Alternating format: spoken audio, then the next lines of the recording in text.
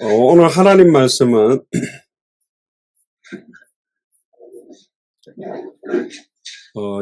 마태복음 6장 9절에서 15절까지를 다 읽어주시면 좋겠습니다.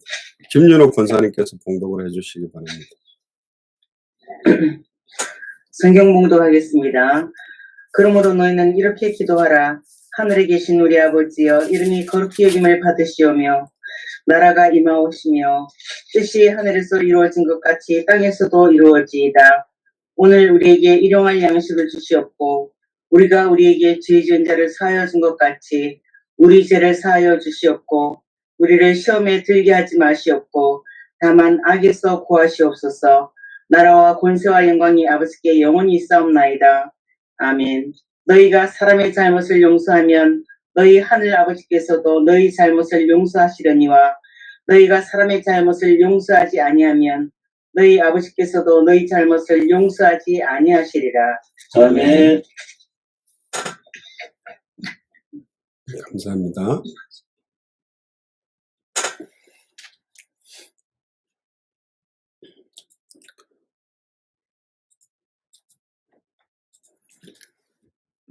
오늘은 비디오 녹화가 좀 문제가 생겨서 유튜브 오늘 동영상으로만 진행을 하도록 하겠습니다. 잠깐 기도하겠습니다. 주는 그리스도시요 살아계신 하나님의 아들이시나이다. 하나님, 주기도문 강의 8번째 메시지를 나누게 하시니 감사를 드립니다.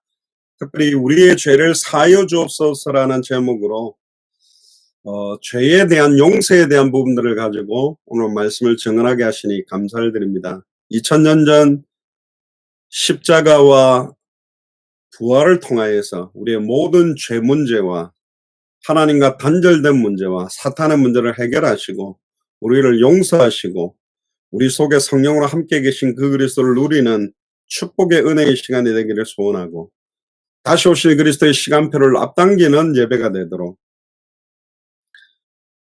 나를 향하신 나의 당대 세계문을 찾아내서 최고로 응답을 누리는 축복의 시간이 되도록 역사하여 주옵소서.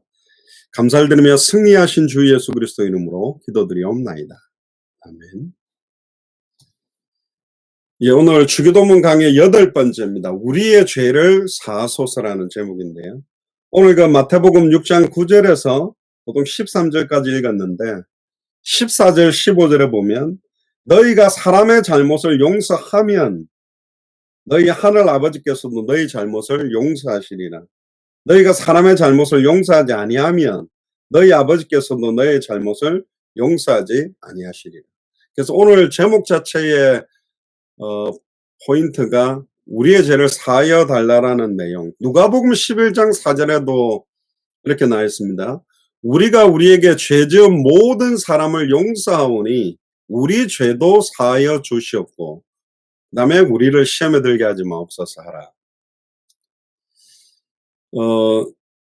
사람 앞에서 너희가 나를 부인하면 예수님이 나도 하나님 앞에서 너희를 부인하고 사람 앞에서 너희가 나를 시인하면 예수님도 하나님 앞에서 우리를 시인하겠다. 그런 대비처럼 주기도문에도 그렇게 이야기합니다. 너희가 사람의 잘못, 내게 잘못한 것을 용서하면 너희 하늘 아버지께서도 너희 잘못을 용서해주고 너에게 잘못한 사람을 용서하지 않고 있으면 하늘 아버지도 너희 잘못을 용서하지 않겠다. 이렇게 대비한 내용들이 있습니다. 그래서 오늘 성경 안에 주기도문 안에 또 녹아져 있는 의미들을 좀 찾아서 우리가 누리면 좋겠습니다.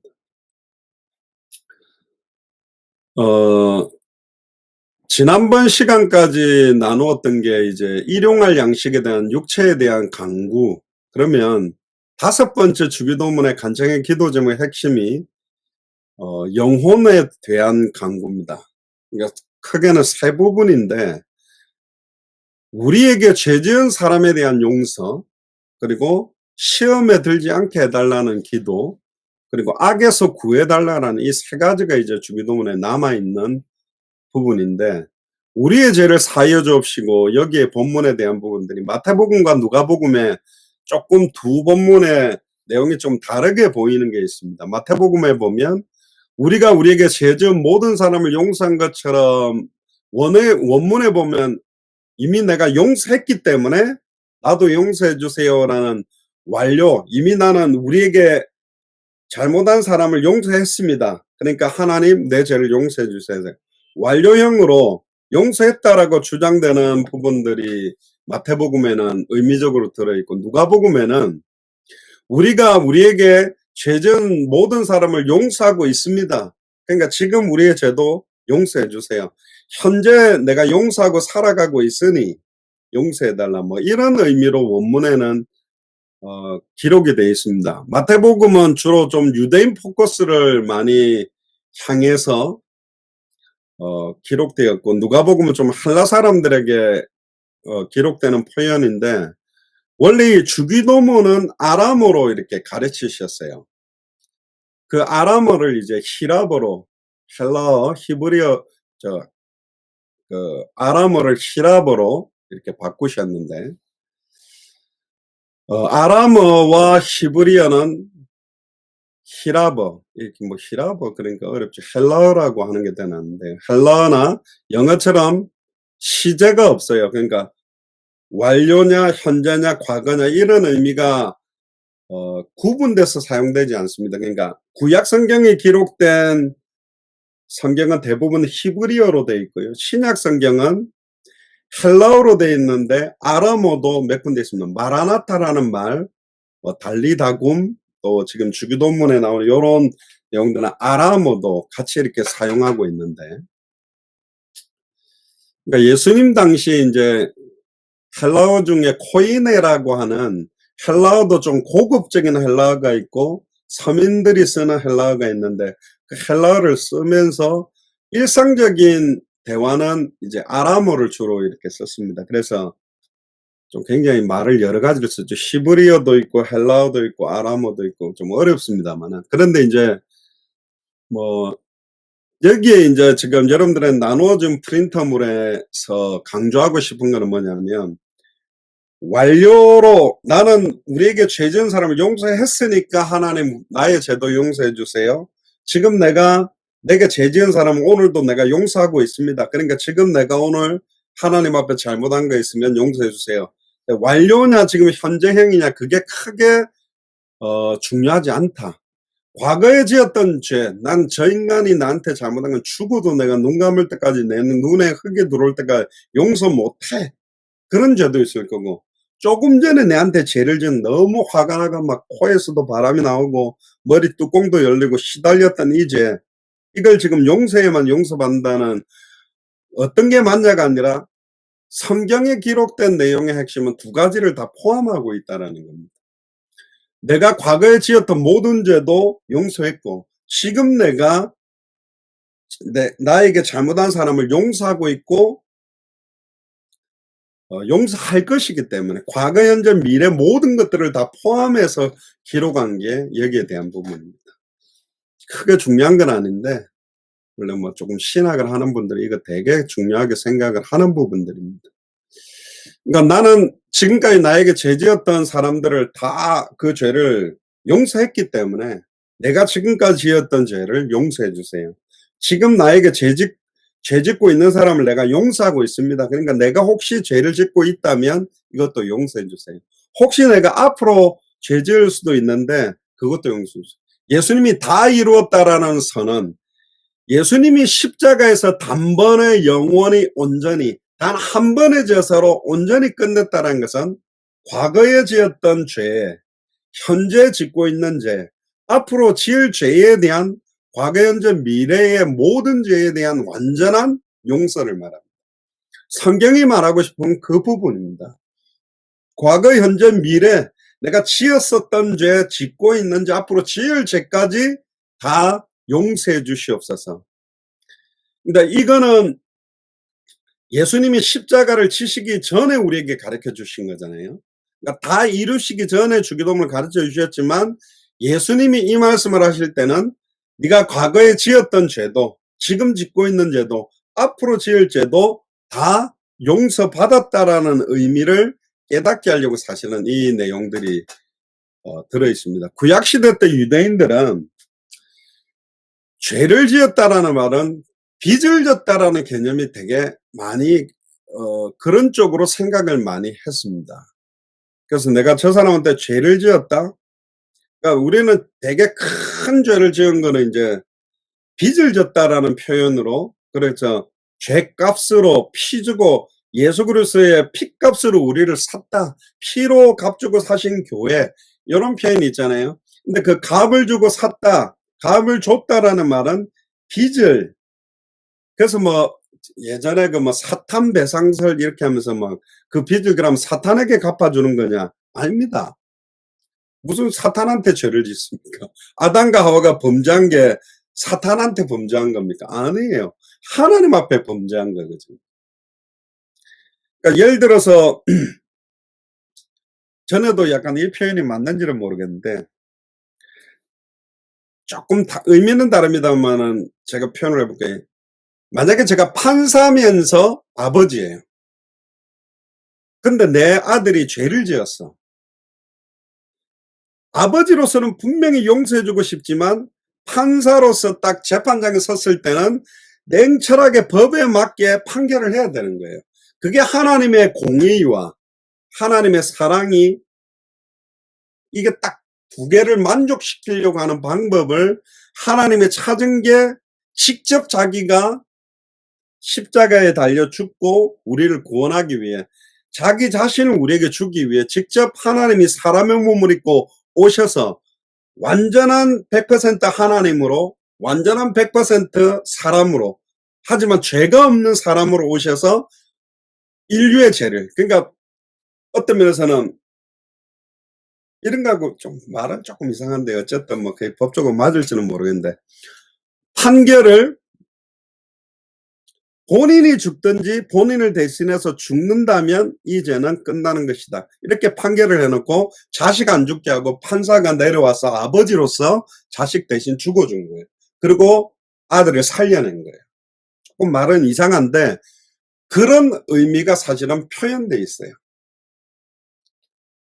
그러니까 결국은 예수님이 십자가에서는 과거의 죄에 대한 부분만이 아니고 현재에 대한 죄에 대한 용서뿐만 아니라 미래에 대한 모든 죄까지도 단번에 영원히 온전히 끝냈다.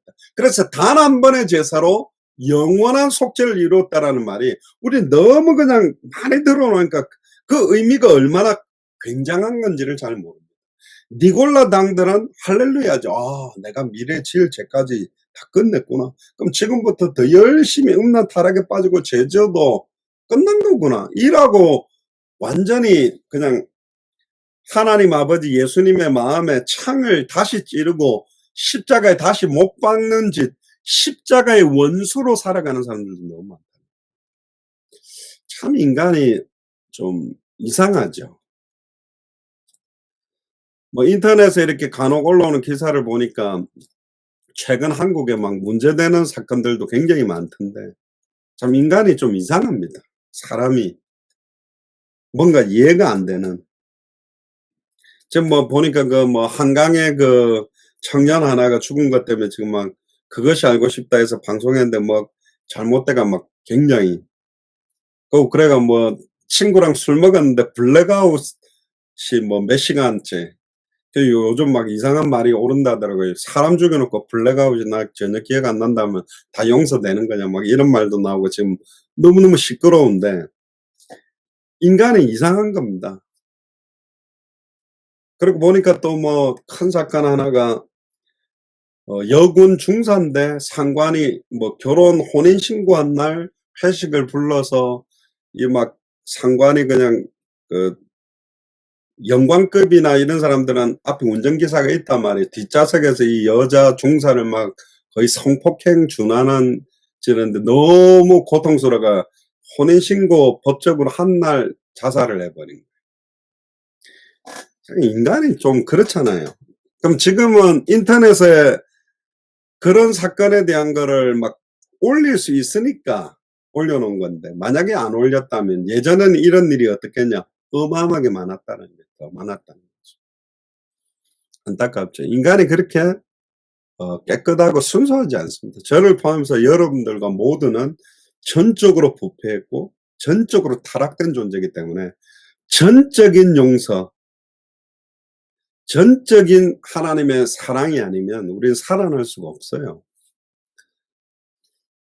제가 복음 잘 모를 땐 저 굉장히 착한 줄 알았습니다. 어릴 때부터 뭐 크게 나쁜 짓 하고 산 적도 없고 남 힘들게 한 적도 없고 그래서 또 뭐 주를 위해서 어릴 때부터 중학교 때부터 뭐 주일학교 교사하고 막 헌신하고 그래서 괜찮은 줄 알았는데 진짜 큰 죄가 뭐냐? 뒤에도 나옵니다. 하말티아. 표적에서 벗어나다. 핵심에서 벗어난 신앙생활을 한 겁니다. 진짜로 아이들에게 요한복음 20장 31절에 아까 장로님도 기도하셨는데 오직 이것을 기록하면 너희로 예수께서 하나님의 아들 그리스도이심을 믿게 하려 하며 또 너희로 믿고 그 이름을 힘입어 생명을 얻게 하려 합니다. 우리가 계속 주일날 보고 있는 아브람과 사라와 하갈이 나오는데 그 모든 일어나는 사건도 오실 메시아 아브라함과 사라의 몸에서 날 자는 이삭을 말하고 싶은 게 아니라 예수님을 말하는 것처럼 핵심에 벗어난 것을 저는 너무 많이 했습니다. 여름 성경학교도 막 다양한 레크리에이션 책을 보고 또 어린이들 설교하기 위해서 어린이 전도협회 가가 무슨 이렇게 인형 손으로 만드는 걸 만들어 가지고 애들한테 막 이렇게 하는데 애들한테 막 성경에 그야말로 동화처럼 말했죠. 성경 동화 이야기를 재미있게 해준 것이지 핵심을 다 놓치고 죄송합니다. 이런 말하면 좀 이상한 뻘짓이란 뻘짓은 다 한 거예요. 열심히 했다니까. 교회도 예쁘게 꾸몄어요. 뭐 이렇게 게시판도 만들고 뭐 또 갖다 붙이고 예수님 얼굴도 뭐 어떤 군인이 뭐 이렇게 걸어가다가 눈이 녹아 있는데 예수님 얼굴을 한번 보고 싶습니다 했는데 딱 눈이 녹아 있는데 딱 예수님 얼굴처럼 보여서 사진 찍었던 그걸 또 그 제가 손으로 그려 가지고 또 붙여 놓기도 하고 이렇게 하기도 하고. 그런 거 붙여 놓으면 혹시 교회가 잘 될까? 아이들한테 저쪽에서는 뭐 500원짜리 선물을 줬다면 우리는 어쨌든 돈 끌어모아 가지고 한 700원짜리 줘 가지고 애들 계속 나오게 하는 게 애들을 잘 양육하는 건 줄 알았어요. 지금 부활하신 예수님을 인격적으로 만나며 인간 모든 문제의 근본 원인이 뭐며 근본 해답이 뭐며 인생 살아가는 결론이 뭔지 그걸 못 줘. 그래서 제가 23살 때 군제되고 복음 딱 받자마자 땅바닥을 치면서 회개했죠. 나는 완전히 신앙생활 속아갔구나. 핵심이 뭔지를 모르고 크게 두 가지를 먼저 완전히 나 속았구나. 그리고 이미 다 끝났구나. 2000년 전 십자가로. 이 부분이 제게는 되게 부딪혔습니다. 너무 선명하게 뭘 해야 될지가 나왔기 때문에 다른 걸 할 수가 없잖아요, 사실은. 근데 다른 걸 너무 이렇게 많이 하는 사람들 보면 안타깝죠. 진짜 중요한 일을 해야 되는데 진짜 중요한 걸 놓쳐버려요. 그러면 그분들이 하는 일들이 잘못된 거냐? 아니요. 핵심을 아는 사람이 그런 일을 하면 그 주변적인 일들도 핵심을 향해 가게 만든단 말이에요. 그냥 청소하는 게 아니라 예수가 그리스도라는 걸 아는 사람이 청소하면 그 청소가 달라요. 밥하면 밥도 달라요. 맛도 다를 겁니다. 진짜 언약 가진 사람이 나는 왜 밥을 하지? 나는 왜 꽃꽂이를 하지? 나는 왜 성가대를 하지? 왜 교사를 하지? 정말 예수가 그리스도는 인생에 해당다 결론 가진 사람들이 한다면 달라지는 거예요. 근데 핵심을 모르는 사람이 밥을 나는 열심히 하면 이게 하나님 앞에 주를 위해 사는 건 줄 알고 하다가 시험 들어버린 거예요. 꽃꽂이 하다가 시험 들고 싸우고. 저는 교회 생활하면서 그런 모습들을 어릴 때부터 많이 봤습니다. 막 주를 위해 한다는데 주를 위해 한 것도 아니고 자기가 인정받기 위해서 한 거고 인정 못 받으면 막 시달리고. 그래서 하나님과의 관계에서 이 하말티아라는 죄, 관역이 있으면 관역 정중앙을 맞추지 않는 모든 건 죄다. 그러니까 10점, 10이라고 말하는 딱 그 X점 정중앙에 맞아야만 죄가 안 되고 9점, 8점, 7점도 죄요. 힘이 모자라서 앞에 떨어진 것도 죄요. 넘어가는 것도 죄다.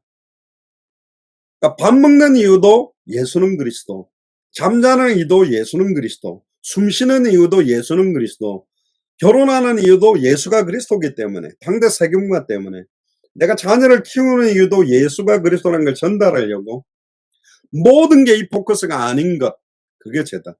그런데 관역이 너무 멀고 나는 힘이 없어서 화살을 아무리 쏴도 관역을 맞출 수 없어서 못 맞춘 거는 우리의 연약이라고 본다면, 바로 자기 코앞에 있는데도 여기 안 맞추고 다른 데다가 일부러 맞추는 사람도 있다. 일부러 죄를 짓고 알고 짓는 죄를 짓는 사람들도 있다. 결국 우리가 알았다면, 알았는데도 핵심 아닌 다른 걸 가지고 집중하고 있다면 그건 어마어마하게 큰 죄가 된다. 죄를 용서해 준다라는 헬라어는요, 오페론티라는 단어를 사용하는데, 의미는 결국은 우리는 죄를 지을 수밖에 없고 일평생 사단에게 매여 종로로 다며 죄를 지을 수밖에 없는 우리를 사망에서 생명으로 옮겨서 이제는 사망에서 생명으로 옮기고 죄를 지었던 우리가 하나님께 영광을 돌릴 수 있도록 우리를 용서하심을 감사한다라는 의미가 이제 여기에 좀 녹아 있습니다. 특히 여러분들 창세기 18장에 보면 소돔과 고모라 땅에 의인 10명이 없어서 의인 50명을 위하여 소돔과 고모라 땅을 용서 안 하겠습니까? 그러니까 의인 50명만 있다면 내가 용서해 주겠다. 그러면서 아브라함이 40명, 30명만 해 결국은 10명까지, 10명이 같이 죽으면 되겠습니까? 10명이 있다면 용서할 수 있겠습니까? 그래. 근데 아브라함이 10명 말해놓고 말 안 합니다. 저 소돔과 고모라 땅에 10명도 없다면 망해야 되는 게 맞다라고 자기도 인정할 수밖에 없는 거예요. 결국 우리가 소돔과 고모라 땅 같은 데 살고 있는 사람들이고, 전에 말했지만 결국은 롯과 자기 아내와 2딸, 사위까지 치면 6명 정도 되겠죠. 그래도 모자라는 거예요. 결국 롯은 자기와 자기 아내 2딸과 사위들이 농담으로 여겼죠. 사위와 몇 명도 제자 못 삼고 결국은 부끄러운 구원인 거죠. 그래, 너는 그래도 복음 생명은 얻었으니 끄집어내 준 거죠. 멋있지 않잖아요.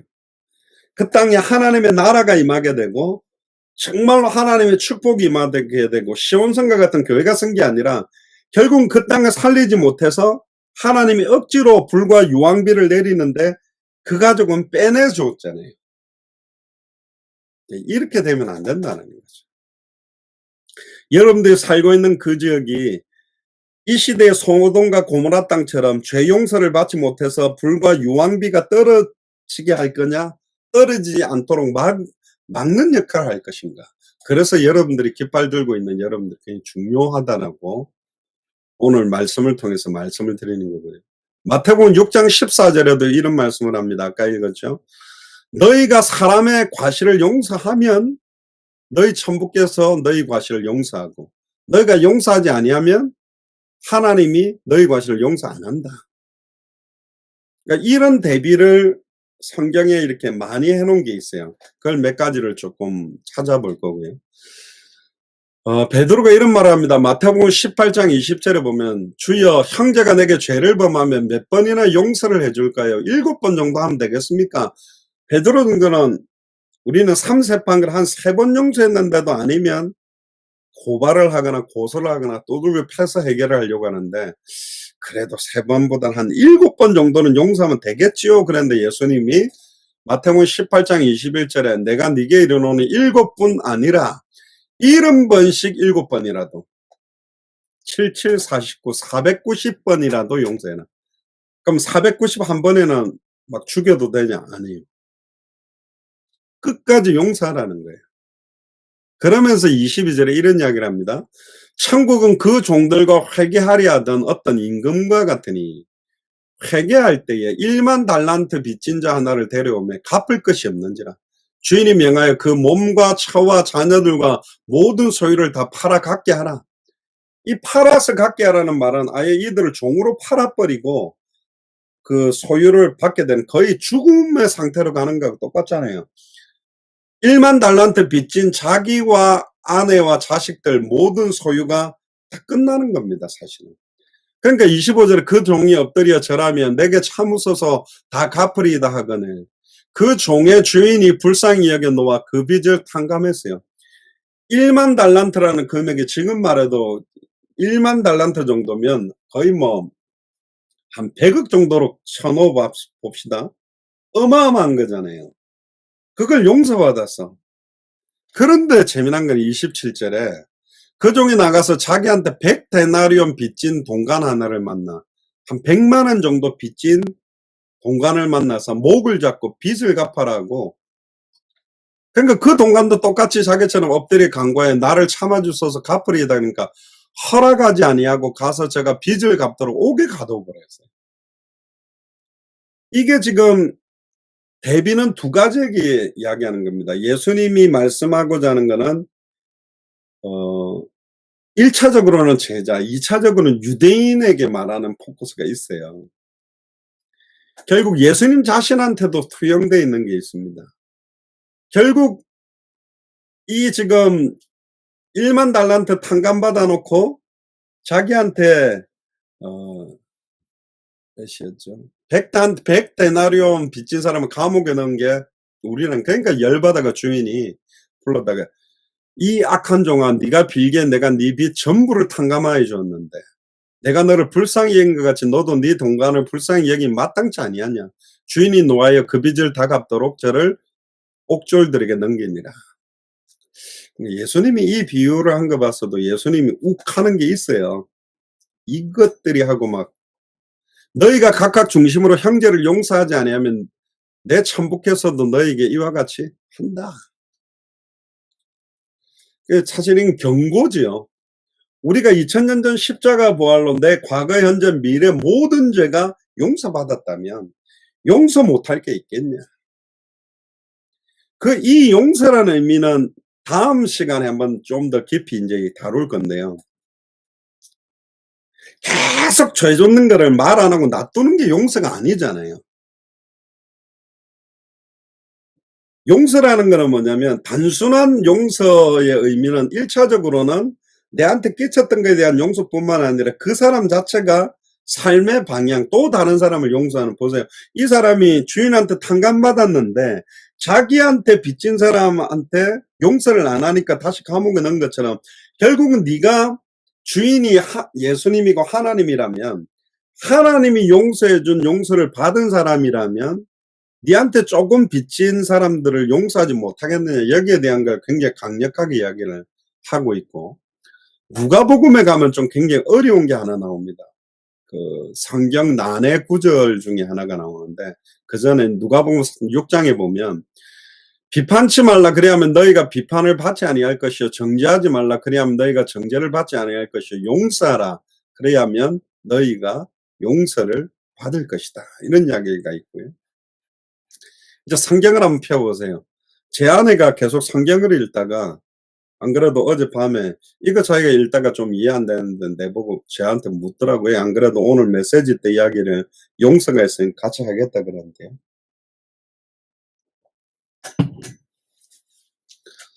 이 이야기를 듣고 이 본문을 좀 생각해 보면 조금 이해하기 쉽습니다. 이거는 성경 난해 구절 중에 대표적인 부분입니다. 우리가 누가복음 16장 19절에서 31절에 부자와 나사로 비유는 많이 하는데 이 1절부터 나오는 이 스토리는 설교하기가 되게 어려운 부분이 있습니다. 한번 펴보세요. 누가복음 16장 1절부터 보면 또한 제자들에게 이르시되 또한이란 말은 앞에 15장에 어떤 이야기가 있었냐면 탕자 비유가 있어요. 탕자 비유에서는 탕자 형과 동생 탕자 형이 열받았던 장면이 하나 있었죠. 그걸 기억하고 이제 항상 성경을 읽을 때는 앞에와 그 본문의 뒤에를 같이 이렇게 읽어보면 예수님이 말하려고 하는 흐름을 좀 가지고 이해하면 조금 풀리는 부분들이 있는데요. 누가복음 16장 1절에 한번 보세요. 또한 제자들에게 이랬을 때 어떤 부자에게 아까 앞에 말했던 마태복음에 나왔던 탕감했던 주인이 용서했던 거하고 좀 포커스가 다른 이야기를 하나 예수님이 또 합니다. 어떤 부자에게 청지기가 있었대요. 이 당시 예수님 당시에 청지기는 부자의 모든 인장 도장이라든가 모든 사물을 볼 수 있는 거를 전적으로 일임받은 사람입니다. 그 사람이 청지기인데 그가 주인의 소유를 허비한다는 말이 그 주인에게 들린지라. 선한 청지기 우리 그런 이야기를 많이 썼지 않습니까? 근데 주인이 가지고 있는 재산을 갖다가 허비한다는 말이 그 주인에게 들린 거예요. 그러니까 2절에 주인이 그 청지를 불러다 놓고 내가 네게 대하여 들은 이 말이 어찌된 일이냐. 네 보던 일을 세마라. 청지기 사물을 계속하지 못하리라 하니. 그러니까 지금 내 재산이 지금 막 허비되고 없어진다. 이 어찌 된 거냐. 네가 없어진 건 뭐고 내가 얻은 건 뭔지 정확하게 이거를 그 뭐랄까 장고증명 어디에 뭐 쓰고 이걸 정확하게 내한테 해라. 그래 너 앞으로 이제 청지기 사물을 계속 못하게 만들 거야. 이렇게 말한 거예요. 그때 갑자기 3절인가 청지기가 속으로 이르되 주인이 내 직분을 빼앗은 내 직장을 이제 자르겠다 하니까 내가 뭘 하지? 이제 내가 땅을 파자니 힘도 없고 나이가 좀 있는 사람 같은데 빌어먹자니 너무 부끄럽구나. 그때 4절에 내가 뭘 해야 될지 알았다. 이렇게 하면 내가 청지기 직분을 빼앗긴 후에 저희가 나를 자기 집으로 영접하리라 하고 주인에게 빚진 자들을 낱낱이 부르는 거예요. 주인에게 빚진 사람들을 낱낱이 불러가지고 먼저 온 사람에게 너 주인에게 우리 주인한테 얼마나 빚졌냐 그러니까 기름 100마리입니다. 증서를 딱 가지고 빨리 앉아 50이라 써라. 그래 도장 팡 찍어주고 다른 사람 너 얼마냐 그러니까 밀 100석입니다. 그러니까 80이라 써라 하고 도장 팡 찍어주고. 근데 이상하죠? 이거는 완전히 그 나쁜 짓을 한 거예요. 근데 갑자기 8절에 주인이 옳지 않은 청지기가 이 옳지 않은 청지기라 그러니까 선한 청지기가 아니에요. 옳지 않은 청지기가 근데 뒤에는 또 이상한 말을 합니다. 이를 지혜 있게 하였으므로 칭찬을 했대요. 그래서 난해 구절이라고 그래요. 이게 무슨 말이야? 이게 왜 지혜 있는 거지? 분명히 옳지 않은 청지기라 했는데 그러면서 갑자기 이상한 말이 나옵니다. 이 세대의 아들들이 자기 시대에 있어서는 빛의 아들보다 더 지혜로웁니다. 여기서 이제 대비가 되는 게 이 세대의 아들들과 빛의 아들들. 이게 대비가 나오죠. 그리고 6절, 그러니까 역설적인 지금 그 예를 든 겁니다. 9절에 보면 내가 너에게 말하노니 불의의 재물로 친구를 사겨라. 아니 불의한 재물로 친구를 사귀면 안 되죠. 의의 재물로 친구를 사귀어야 되는데 그리하면 없어질 때에 그 재물이 없어질 때에 저는 누구죠? 불의한 재물로 사귀어놓은 친구가 영원한 초소로 너희를 영접하리라. 이게 이제 굉장히 이해가 안 돼서 난해 구절인데 이제 몇 가지 포커스를 보면 좀 이해가 되는 거예요. 오늘 용서에 대한 거하고 같은 이야기입니다. 자, 첫 번째는 이 주인이 어떤 부자라고 되어 있는데 그 당시에 밀이다 아까도 나왔죠. 그 기름이다 밀이다 이걸 막 불려주고 옛날 당시에 부자들은 지금으로 말하면 사채업자 고리대금업자 같은 그런 일들을 했던 것 같아요. 그래서 사실은 1절에 보니까 주인의 소유를 허비한다는 말이 들렸다. 그 말은 이 청지기가 주인의 돈을 떼먹었다라는 포커스라기보다는 뒤에 하는 거 보니까 어떤 일을 한 것 같냐면 청지기가 이렇게 말이야 기름을 갖다가 예를 들면 10만 원 빌려주고 빚을 갖다가 5만 원씩 받는 게 이건 너무한 거 아니야? 그래서 10만 원 빌려주면 원래 5만 원을 받아야 되는데 그냥 이자 2만 원만 10만 원만 이렇게 가지고 주인이 끌어모아야 될 이익을 갖다가 다 끌어모으지 않는 일들이 계속 된 것 같아요. 그러니까 청지기가 속으로 주인이 내 직분을 빼앗으니 내가 뭘 하지? 땅을 파던 힘이 없고 빌어먹자니 부끄럽구나. 내 할 일을 알았다. 그러면 내 직분, 내가 여기서 잘리고 나도 내가 일하지 않고 빌어먹지 않고 하려면 주인에게 빚진 사람들의 빚을 갖다가 내가 다 까주면 내가 그 사람 집 하루에 한 끼씩만 먹고 살아도 살 수 있지 않겠냐. 나쁜 짓이죠, 분명히. 그런데 주인은 뭐라고 이야기하죠? 옳지 않은 청지기. 잘못한 거잖아요. 주인이 원래 받아라는 재산도 안 받았고 자기가 원래 받아야 될 거를 지 마음대로 탕감해 가지고 해줬는데 지혜 있게 하였으므로 칭찬했다. 말이 안 되죠. 근데 이걸 용서라는 차원에서 보면 이 주인이 볼 때 주인을 하나님의 입장으로 보고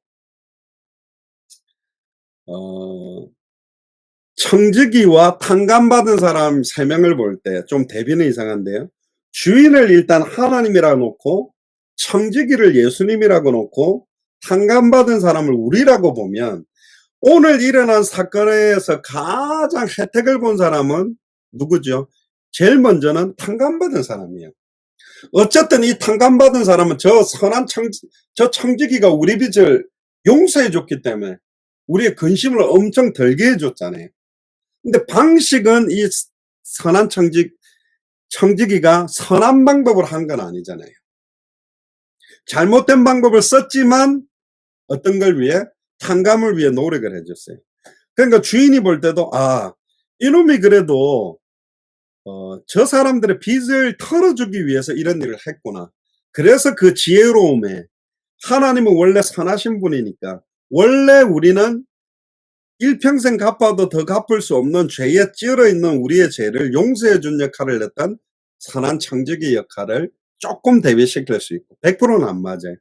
그러면 또 반대로 하나 해보면 예수님이 원래만 하고 싶은 건 뭐냐면 이 나쁜 청지기가 결국은 누구를 위해서 탕감시켜줬죠? 자기를 위해 탕감시켜준 거예요. 내가 잘리고 나도 먹고 살기 위해서 용서시켜준 거라. 그러면서 예수님이 오늘 뒤에 이야기해요. 봐라.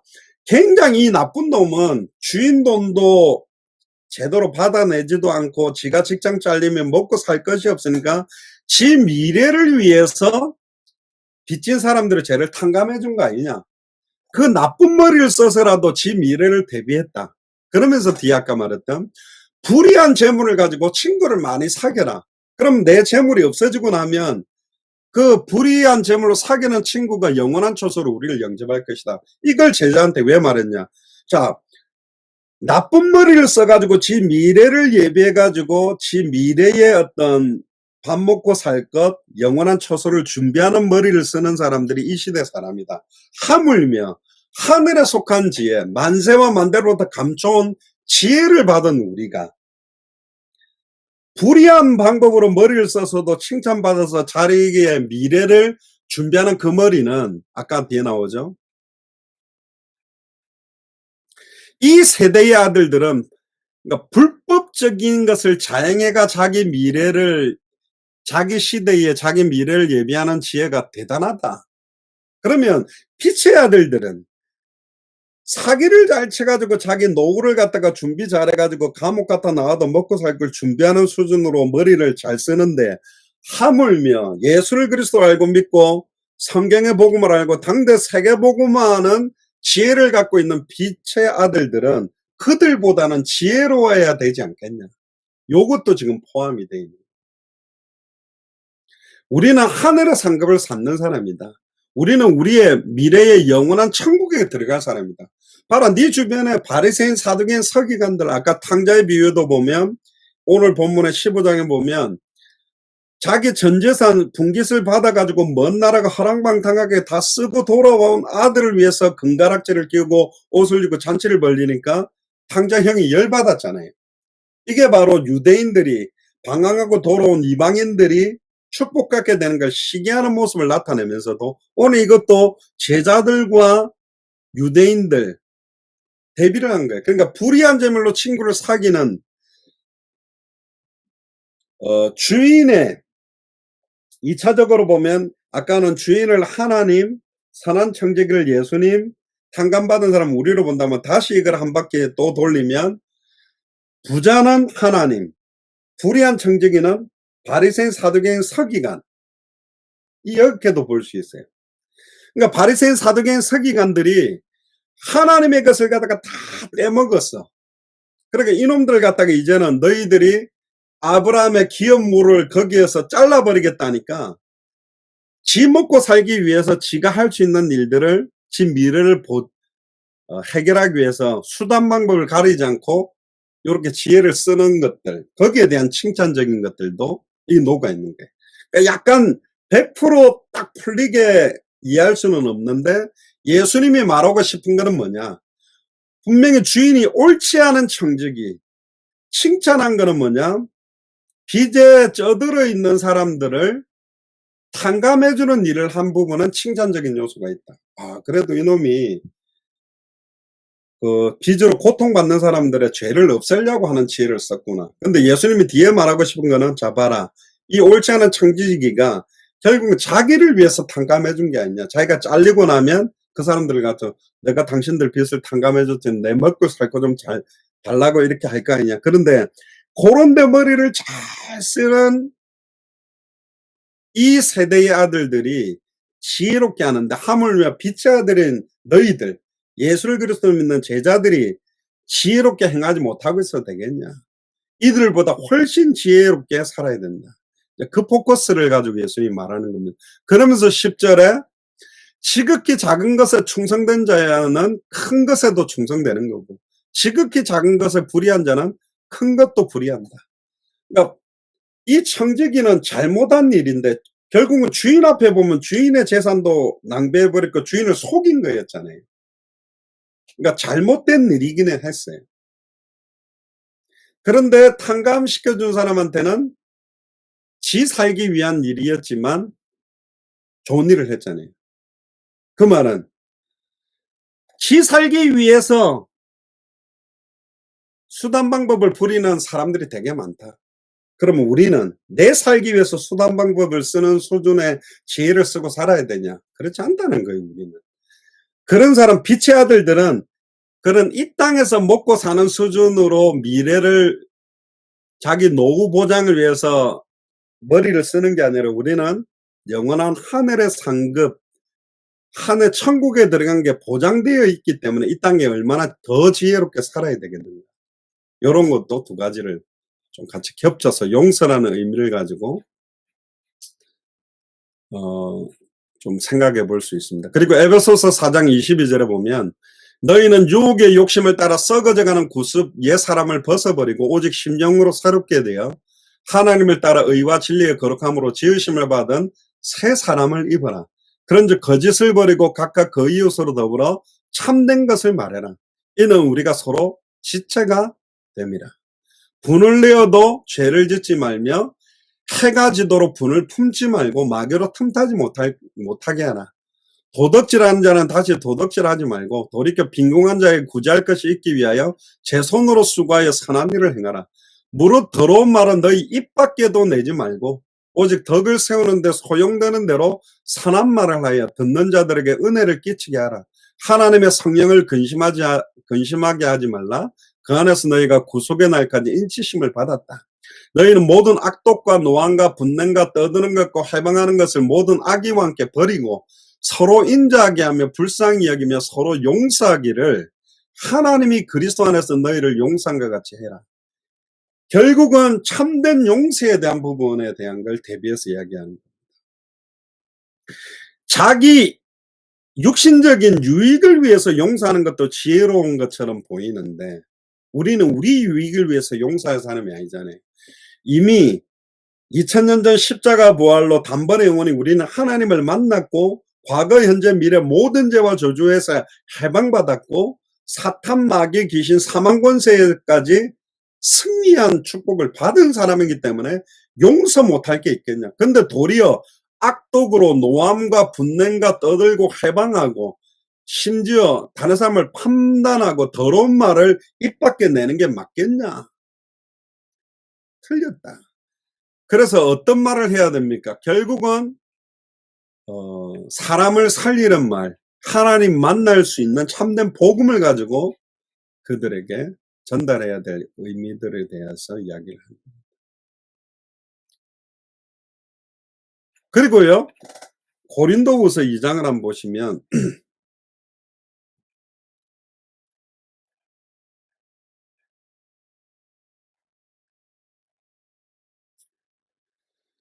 2장 6절 7절에 보면 앞에 보면 굉장히 나쁜 짓을 하는 사람인데, 이러한 사람이 많은 사람에게 벌 받는 것이 조카도다. 그런즉 너희는 차라리 저를 용서하고 위로할 것이니 저에게는 너무 많은 근심에 잠길까 두려워하노라. 그러므로 너희를 권하노니 사랑을 저에게 나타내라. 그러니까 용서에 대한 부분들이 많은 허다한 죄를 덮는 용서. 허다한 죄를 덮는 거는 죄를 지었는데 은닉시킨다라는 말이 아니고, 죄를 용서한다는 말은 이제 다음번 우리 금요일 날 요 용서의 의미를 좀 더 생각할 건데요. 용서라는 것은 전적으로 부패됐고 전적으로 타락된 존재임을 드러내서 다시는 죄의 종로로 가지 아니하고 죄의 권세와 싸워서 이겨내고 다시는 사단에게 종로로 가지 않고 다시는 하나님과 단절되어 살아가지 않고 하나님을 만나 임마누엘을 누리는 삶으로 살도록, 죄와 저주를 해방시키는 삶을 살도록, 사탄 마귀 귀신 사망권세를 깨뜨리고 승리하는 삶을 살도록 용서해 줍니다. 그렇게 살도록 하게 하는 게 용서라니. 나쁜 일은 나 용서했어.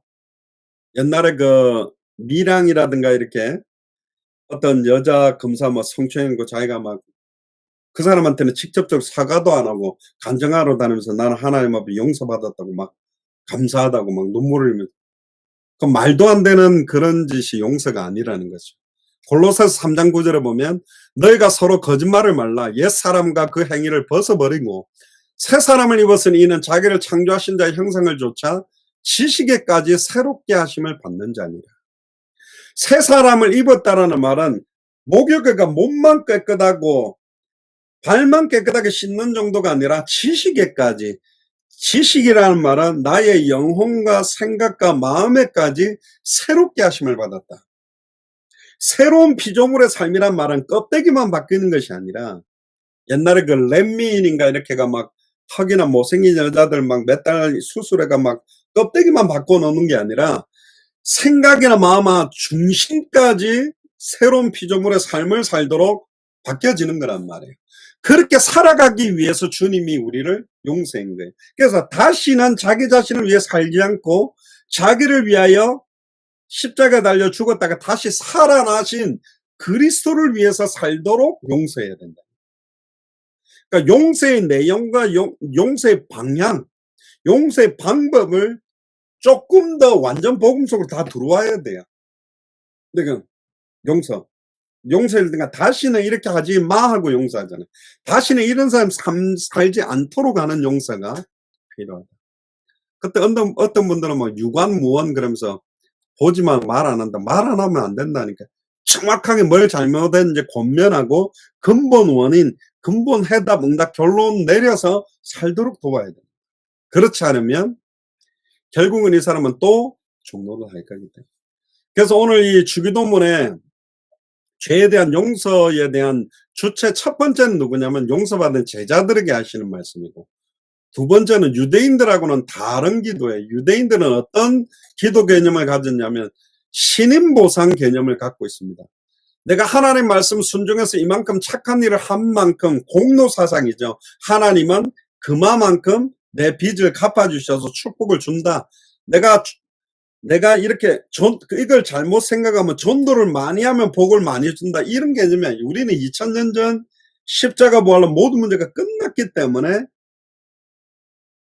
모든 족속 천함하면 땅끝을 향해서 이 복음을 전해야 될, 어떤 면에서는 의무이자 축복이자 특권을 가진 거거든요. 근데 유대인들의 방식과는 완전히 다른 기도였습니다. 유대인들이 기도가 변질된 이유는 두 가지 포커스입니다. 하나님의 언약 신학에 대한 오해입니다. 구약에서는 주로 쌍방적인 관계를 염두에 두고 언약을 맺는 경우가 많았어요. 네가 이 언약을 지키지 않으면 동물을 쪼개놓은 것처럼 네 몸도 쪼개질 거다. 생명 걸고 지켜, 그런데 지키지 못한 경우가 많잖아요. 구워간 거를 제대로 갚지 못하는 경우가 있잖아요. 그럼 죽어 마땅한데, 그래서 하나님은 우리는 전적으로 부패됐고 타락됐고 이 죄에 대한 보상을 해낼 만한 능력이 없기 때문에 하나님의 언약 신약은 무조건적인 아가페 사랑적인 언약입니다. 일방적으로 언약을 맺어버렸어요. 그래서 구속의 언약이라고 그래요. 일방적으로 맺어가지고 일방적으로 용서시켜버렸어요. 그래서 은혜라고 그럽니다. 내가 갚아가지고 해결했다면 은혜가 아니죠. 나의 공로잖아요. 그러니까 내 공로가 아닌 전적인 하나님의 은혜로 받았다. 근데 참 값없이 은혜로 받아나니까 값어치를 모르는 경우가 많아요. 누구한테 값없이 선물로 받으면 그 귀한 줄 몰라. 근데 열심히 일한 걸 가지고 모아가지고 그걸 딱 사가지고 하면 그게 얼마나 값어치 있는 걸 알거든요. 또 유대교에서는 어, 유대인들이 가지고 있는 사상들은요 굉장히 좀 뭐랄까요, 음,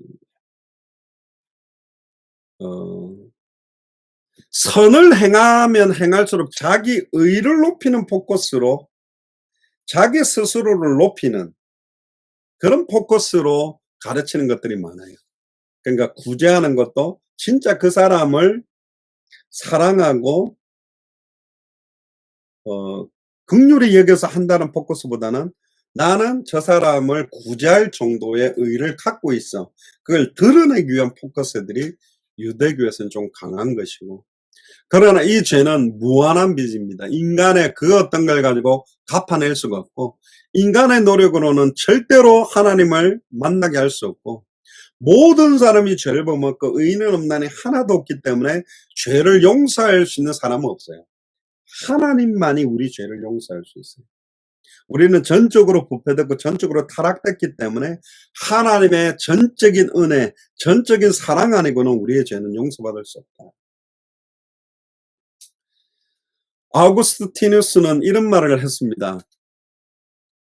우리의 모든 것들은 다 하나님이 주신 것이고 우리 생명까지도 내 것이 아니라 하나님이 우리에게 잠시 맡겨준 것인데, 그러나 이 세상에서 단 하나 우리께 한 가지가 딱 있다. 그게 뭐라고 그러냐면 이 세상의 모든 사물 중 확실하게 우리의 것이라고 말할 수 있는 것은 딱 하나밖에 없다. 그게 뭐냐? 죄다.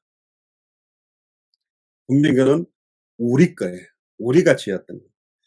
그러면 2000년 전 십자가 부활로 우리의 죄를 단번에 영원히 온전히 끝냈거든요.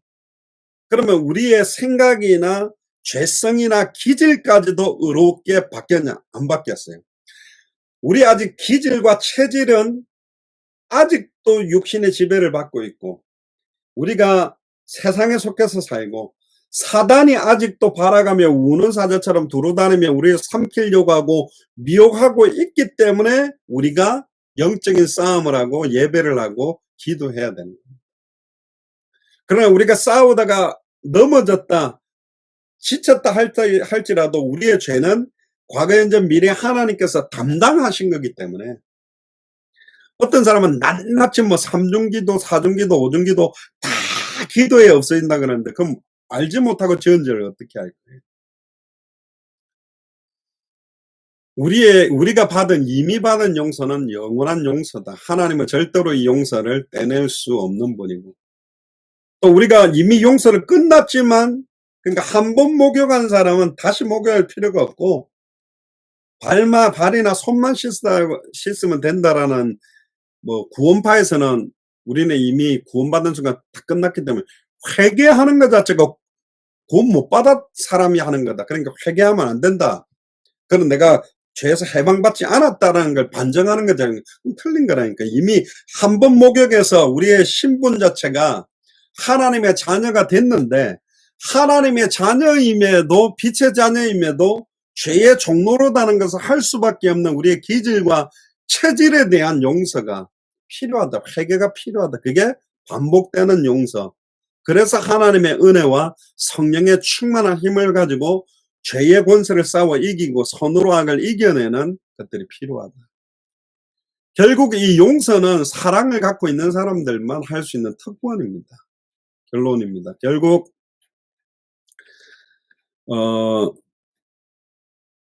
어떤 사람을 용서할 수 있다라는 것은 대단하게 용기가 있고 힘이 있는 사람입니다. 또 내가 잘못한 것을 인정하는 것도 대단히 용기가 있고 힘이 있는 거예요. 나의 잘못 자체를 인정하고 두 손을 들고 하나님 앞에 용서받고 한 단계를 넘어서면 그다음 단계, 그다음 단계로 강한 용서로 설 수 있어요. 용서가 처음이 어렵지 하기 시작하면 더 많은 용서를 할 수 있는 힘이 생겨지기 때문에. 그래서 참된 용서의 의미를 우리 다음 금요일에는 그 용서의 어떤 내용적인 의미들을 좀 깊이 들어가면 좋겠고요. 그래서 오늘 주기도문에 나와 있는 우리가 우리에게 죄 지은 자를 사하여 준 것 같이 우리 죄를 사하여 주옵소서. 우리에게 지어왔던 죄, 지금 내가 짓고 있는 거, 앞으로 지을 죄도 우리는 이미 끝났기 때문에 과거에 나에게 죄를 지었던 사람, 지금도 나에게 죄를 짓고 있는 사람, 앞으로 나에게 죄 지을 사람들도 그걸 용서하고, 용서한다는 말은 내가 인정해 주는 정도가 아니라 그 사람이 다시는 죄의 종로로 가지 않고 하나님과 단절되어 살아가지 않고 사단에게 매여 죄 짓는 인생 되지 않도록 돕는 데까지 가야만 참된 용서가 완성이 됐다고 볼 수 있는 거죠. 그래서 우리는 계속 천국 들어간 날까지 성화의 단계처럼 죄의 권세와 싸우는 것입니다. 사탄의 권세, 죄와 조직의 권세, 세상에 속해 있는 것과의 싸움이 필요하다. 근데 저는 말씀드렸습니다. 죄 안 지어야지, 죄 안 지어야지. 예를 들면 술 안 먹어야지, 담배 안 피워야지, 타락 안 해야지, 타락 안 해야지. 하나님 타락 안 하게 해주세요. 막 술, 담배 안 하고 음란 타락에 빠지고 그렇게 기도를 많이 하는 게 좋아요. 생명운동, 말씀운동, 제자운동 속으로 계속 하나님 오늘 생명 얻을 자, 오늘 합당한 자, 평안을 받을 옥토를 찾아서 영적 싸움하고 있는 거 어느 게 더 맞는 것 같아요? 예전에 우리가 여기에 있었거든요. 주여 일주일 동안 죄만 짓고 돌아왔습니다. 천부의 의지 없어서 인내하신 구세주여 나 같은 죄 요즘 나는 왜 이렇게 죄 짓고 이렇게 못 삽니까? 이렇게밖에 안 됩니까? 하고 나에 대한 완전한 전적인 포기와 전적인 인정이 필요하면서 그리스도의 십자가의 죽음과 부활의 능력을 덧입어 모든 족속으로 제자를 삼고 천하 만민에게 복음을 전하고 땅끝에 이르러 증인되는 쪽으로 가고 있으면 이거는 별 관심이 없다니까요. 맨날 안 해야지, 안 해야지. 여기만 머물러 있는 신자들이 너무 많다.